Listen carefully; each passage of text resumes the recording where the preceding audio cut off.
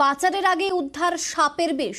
আসানসোলের সাপের বিষ সহ ধৃত 4 জন। বন দপ্তর ও পুলিশের যৌথ অভিযান। পাচারের আগে উদ্ধার সাপের বিষ। আসানসোলে সাপের বিষ সহ ধৃত 4, সেই ছবি আপনাদের দেখাচ্ছি।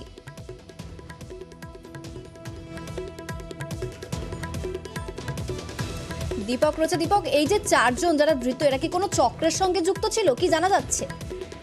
দেখো, ইতিমধ্যে বন দপ্তরের আধিকারিকরা প্রাথমিকভাবে তদন্ত করে জানতে পারছে কি এরা হচ্ছে পাচারকারী। এই 4 জনই পাচারকারী এবং কালকেও ঠিক পাচার করার উদ্দেশ্যে তারা সাপের বিষ নিয়ে বেরিয়েছিল। কিন্তু বন দপ্তরের আধিকারিকরা ছক কেসে ফাঁদ পেতে একেবারেই 4 জনকে মাঝ রাস্তা থেকে গ্রেপ্তার করে নেয় এবং তাদের কাছে যেই পরিমাণে সাপের বিষ উদ্ধার হয়েছে তাতেই হতবাক বন দপ্তরের আধিকারিকরা কি এই পরিমাণে সাপের বিষ এরা করবেটা কি।